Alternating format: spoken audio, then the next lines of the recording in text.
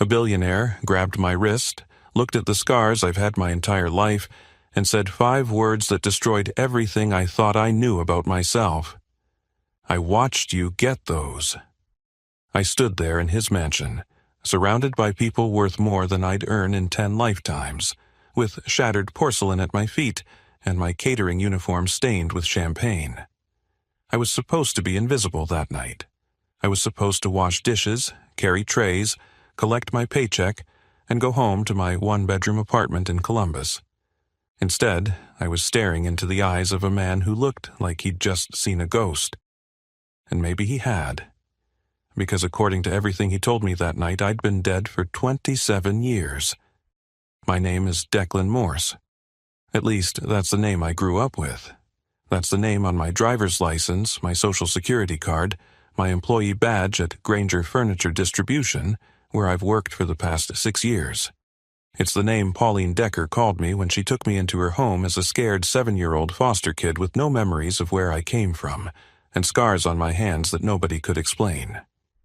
But that night at the Ashby estate, I learned that Declan Morse might not be my real name at all.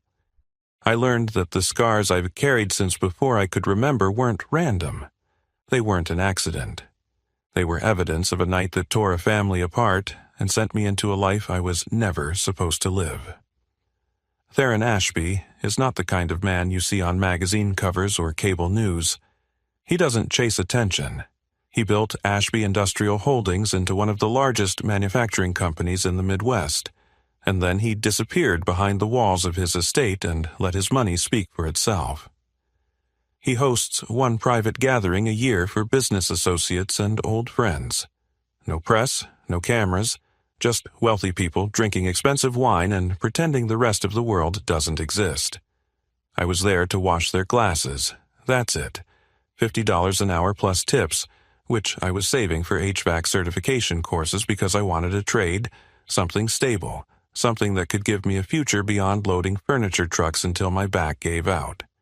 I never expected to leave that party with a father. Here's what you need to understand about me before I tell you the rest of this story. I grew up with nothing. Not nothing like we couldn't afford vacations. Nothing. I mean nothing like I don't know my own birthday, nothing. I was found at a fire station in rural Pennsylvania when I was approximately 2 years old. No note, no name.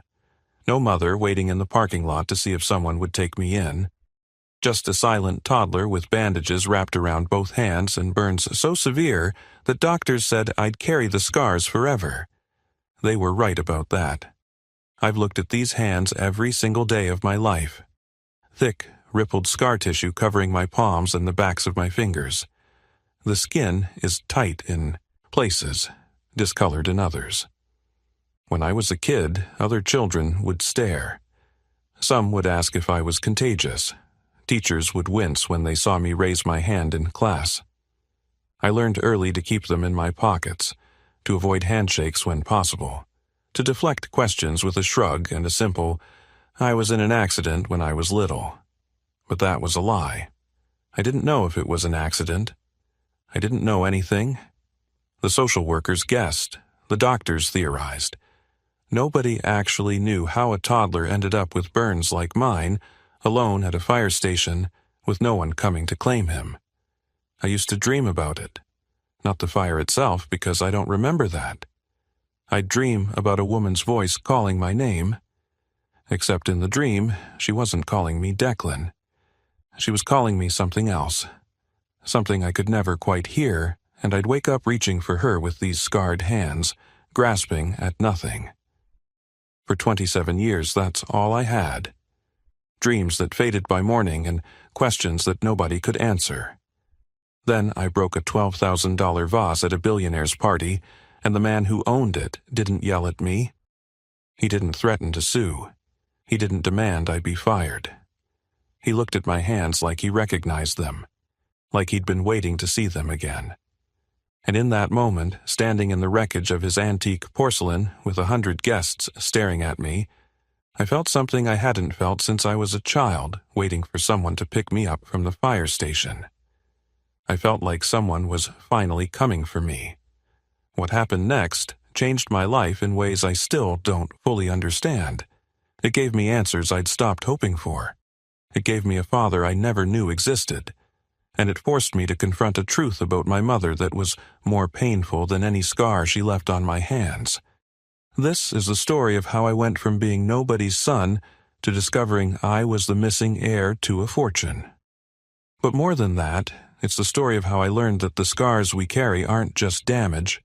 They're proof that we survived, and sometimes, if we're lucky, they're the map that leads us home. The morning before everything changed, I woke up at 5:30 like I always did.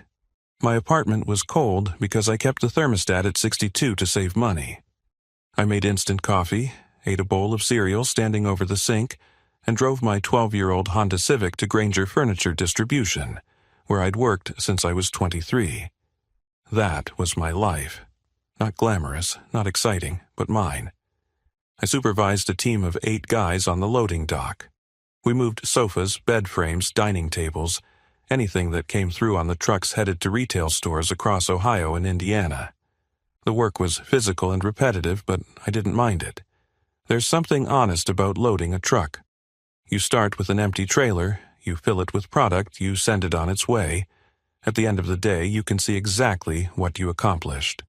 No ambiguity, no politics, just work. My coworkers knew me as the quiet one. I showed up on time, did my job, helped when someone needed a hand, and kept my personal life to myself. Most of them had families to go home to, wives, kids, mortgages, weekend soccer games. I had my apartment, my savings account, and my plan to get certified in HVAC repair so I could eventually move into something with better hours and benefits. That's the thing about growing up in foster care. You learn early that nobody is going to hand you anything. Every good thing in your life, you build yourself. Every safety net you weave with your own hands. I had no inheritance coming, no family business to fall back on, no parents who could co-sign a loan or let me crash in their basement while I figured things out. Everything I had, I earned. I'm not saying this for sympathy, I'm saying it because you need to understand who I was before I walked into that mansion. I was a guy who had made peace with his limitations. I knew where I came from, which was nowhere. I knew who my family was, which was almost no one. And I had stopped asking the questions that used to keep me awake at night. Almost stopped, anyway. The one person who came close to being family was Pauline Decker. She fostered me from age 7 until I aged out of the system at 18, and she never stopped being part of my life even after the state stopped paying her to keep me. Pauline was a retired cafeteria worker living on Social Security in a small house outside Zanesville. She had fostered more than 30 kids over the years, but she always said I was the one who stuck. I visited her every other Sunday. We'd sit on her porch if the weather was nice, or in her cramped living room if it wasn't, and she'd ask about my job and my love life and whether I was eating enough vegetables. She worried about me the way mothers worry, even though she'd never officially been mine. One Sunday, about a month before the party, I asked her something I hadn't asked in years. Do you ever wonder about them? My real parents? Pauline set down her coffee cup and looked at me with those sharp brown eyes that always saw more than I wanted to show. I used to, she said. When you first came to me, I used to imagine all sorts of stories. Maybe they were young and scared. Maybe something terrible happened and they couldn't take care of you. Maybe they were looking for you somewhere and just couldn't find you. And now? She reached over and patted my scarred hand. She was one of the few people who never flinched when she touched them. Now, I think some questions don't have answers, Declan, and some answers won't give you peace. You have to build your own peace. I nodded like I agreed. But that night, alone in my apartment, I stared at my hands for a long time. The scars were part of me in a way nothing else was. They were the only thing I had from before. The only physical proof that my life existed before that fire, stationed in Pennsylvania. Somewhere, someone knew how I got them. Somewhere, someone remembered the fire that marked me. And even though I told myself I'd stopped searching, I knew that wasn't entirely true. I'd just gotten better at hiding the search, even from myself. The catering gig came through the following week. A staffing agency I'd signed up with 6 months earlier called with an offer. Private event at a lakeside estate. 1 night of work. $50 an hour plus a share of tips. I did the math and said yes immediately. I didn't ask whose estate, I didn't ask what kind of party. I just saw the dollar signs and thought about how many more HVAC study guides I could buy. Looking back, I wonder if there was something else pulling me toward that mansion. Some force I don't have a name for, drawing me toward the answers I'd convinced myself I didn't need. Or maybe that's just the story I tell myself now. Because the alternative is accepting that the most important night of my life happened by pure random chance. Either way, on the second Saturday of October, I ironed my white catering shirt, polished my black shoes, and drove 2 hours north to the Ashby estate. I had no idea that the man who owned it had been searching for me since the night I disappeared. The Ashby estate looked like something from a movie I couldn't afford to watch in theaters. I pulled my Honda onto a private road lined with oak trees so old they formed a canopy overhead, blocking out the evening sky.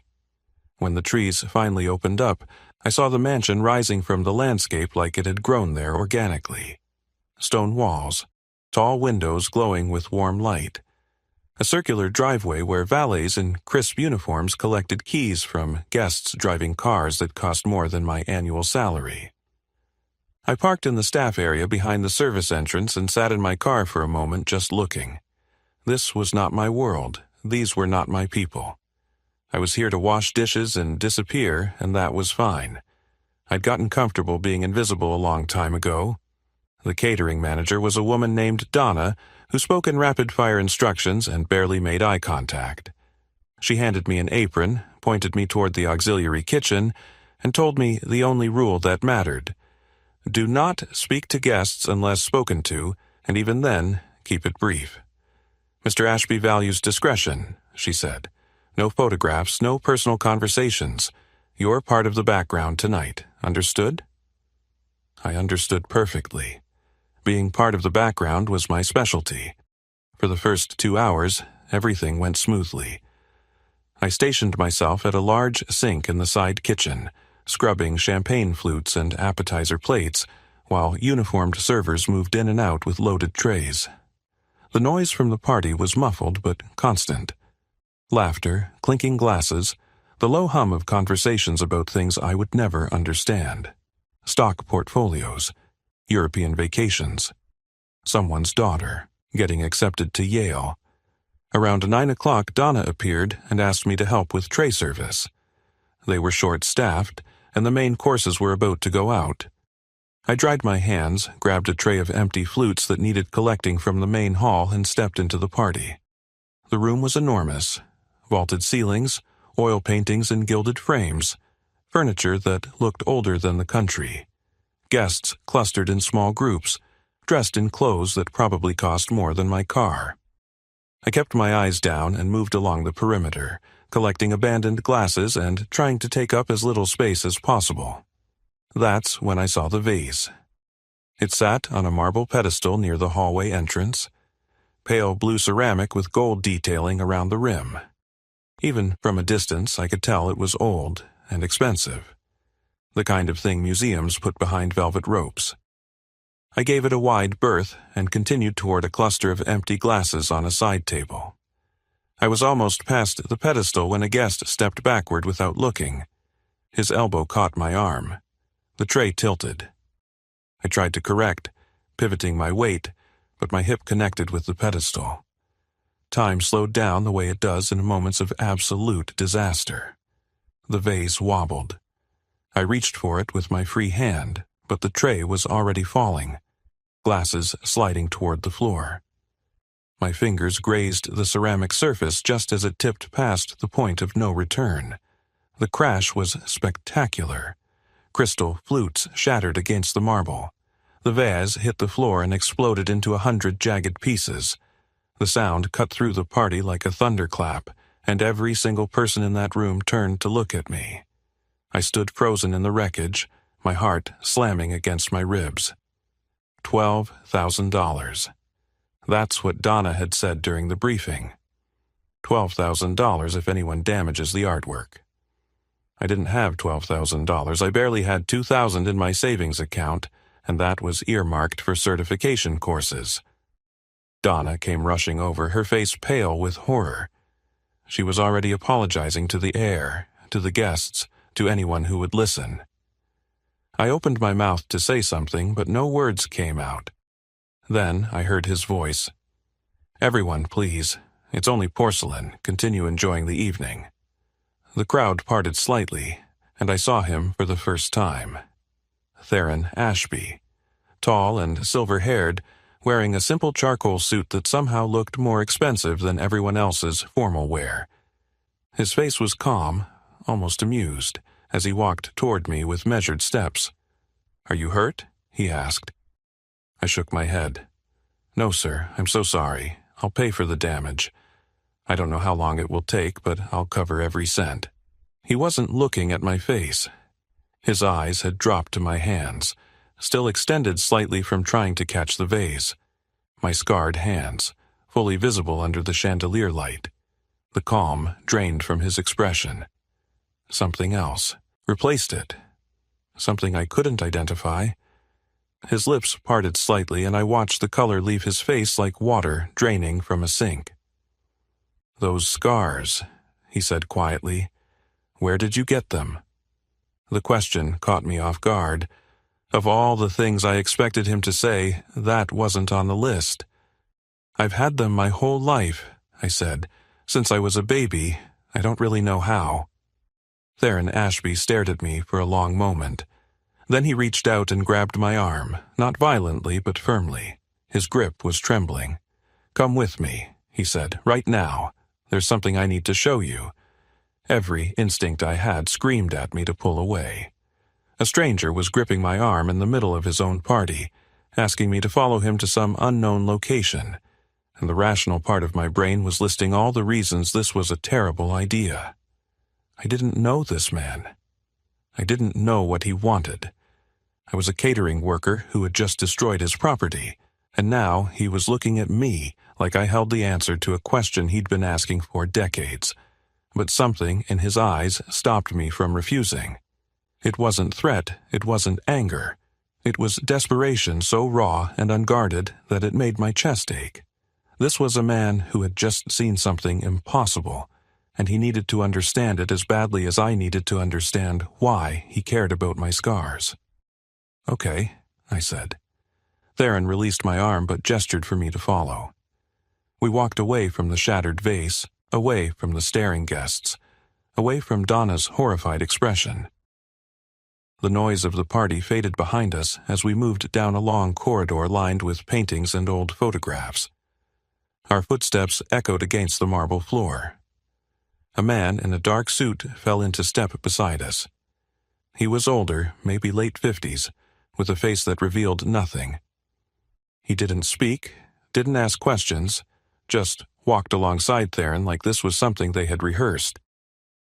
"This is Boyd Cranston," Theron said without looking back. "He's been with me for 30 years. He knows everything." I didn't ask what everything meant. I wasn't sure I wanted to know yet. We stopped at a set of heavy wooden doors. Theron pushed them open and led me into a private study. Dark wood paneling, leather armchairs, shelves filled with books that looked like they'd never been touched. A fire crackled in a stone hearth despite the mild October weather, but none of that held my attention. The far wall did.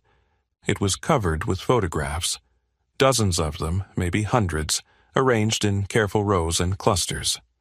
A younger version of Theron appeared in many of them, his hair dark instead of silver, his face unlined by the years. Beside him in almost every image was a woman. Auburn hair, warm smile, eyes that seemed to catch the light even in still photographs.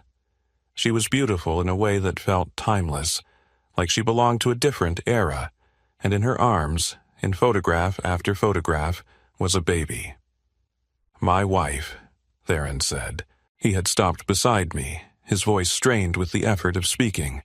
"Vivian, and my son, Callum." I stared at the images. The baby was small and generic in the way all infants are. Round cheeks, wispy hair, tiny fists reaching toward the camera.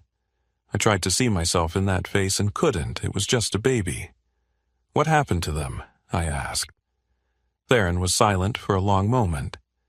Boyd stood near the door, arms folded, watching us both. "There was a fire," Theron finally said. "Our home in Pennsylvania. I was traveling for business. Vivienne and Callum were alone. By the time firefighters arrived, the house was destroyed. They found Vivienne's remains in the wreckage." He paused, and I saw his hands clench at his sides. "But Callum's body was never recovered. The investigators said the fire burned too hot. They assumed nothing would have survived. I buried an empty casket next to my wife and tried to accept that my son was gone.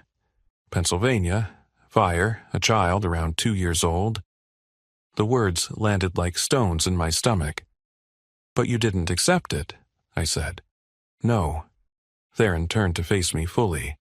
"I hired private investigators. I spent 15 years and more money than I can calculate searching for any sign that Callum might have survived. And 2 years into that search, one of my investigators found something." Boyd stepped forward and handed Theron a folder. Theron opened it and pulled out a document, yellowed with age. A child matching Callum's description was left at a fire station in Clearfield County, Pennsylvania, approximately 60 miles from where our home burned. No identification. Severe burns on both hands. The child was placed into foster care. Sealed records, a new name. The trail went cold, and I couldn't find him no matter how hard I tried. My mouth had gone dry. I couldn't speak. Theron reached into his jacket and withdrew a photograph. It was old and creased from being handled countless times. He held it out to me, and I took it with trembling fingers. It showed an infant's hands wrapped in white bandages. Only the fingertips were visible, tiny and pink against the gauze. "This was taken in the hospital after the fire," Theron said. "Callum grabbed a piece of burning debris trying to reach his mother. The doctors said his scarring would be permanent, distinctive, unlike anything they had seen before. He reached for my hands and turned them palm up. The scars caught the firelight, the same rippled texture I had looked at every day of my life. "Show me," he whispered. I held my hands next to the photograph. The infant's hands were tiny, the bandages covering everything. But the placement of the damage, the way the scarring wrapped around the thumbs, the pattern of the deepest burns near the base of the palms matched exactly. "I watched you get those scars," Theron said, his voice breaking. "I wasn't there, but I've seen them in my nightmares every night for 27 years. I looked at this man, this billionaire, this stranger who might be my father, and for the first time since I was a child, I felt tears sliding down my face. The question that had been building inside me finally broke free. If I'm your son, why was I abandoned? Why didn't anyone come looking for me?" Theron exchanged a glance with Boyd. Something passed between them, a silent communication built on decades of trust. Boyd nodded once and walked to a cabinet in the corner of the study. He produced a key from his pocket, unlocked the cabinet, and retrieved a leather folder. 2 years ago, we obtained access to records that had been sealed since the night you were found," Boyd explained. "Hospital intake documents from the fire station in Clearfield County. A judge finally granted us access after years of legal petitions." He handed the folder to Theron, who held it like it contained something fragile and dangerous. "What's in there?" I asked. Theron opened the folder slowly. Inside was a medical intake form dated October 1997. I could see the official stamps, the handwritten notes describing a male child approximately 2 years old with severe burns on both hands. No identification, no parents present. Found at fire station entrance at approximately 3 in the morning. But attached to the medical form was something else. A single sheet of paper, handwritten, the ink faded but still legible. Theron held it out to me. "Read it." I took the paper. The handwriting was shaky, uneven, like it had been written by someone exhausted or injured or both. The words made my blood turn cold. His name is Callum. His father is Theron Ashby. Theron doesn't know what I've done. Please protect my son. Tell no one. If Theron finds out the truth, he will destroy himself. I set the fire. I couldn't escape what I became. But Callum can. Let him be someone new. Let him be free. V. I read it 3 times. The words refused to arrange themselves into anything that made sense. V, I said. Vivienne, your wife? Yes. She set the fire. Theron closed his eyes. When he opened them again, they were wet with tears he wasn't trying to hide. Vivienne struggled after Callum was born.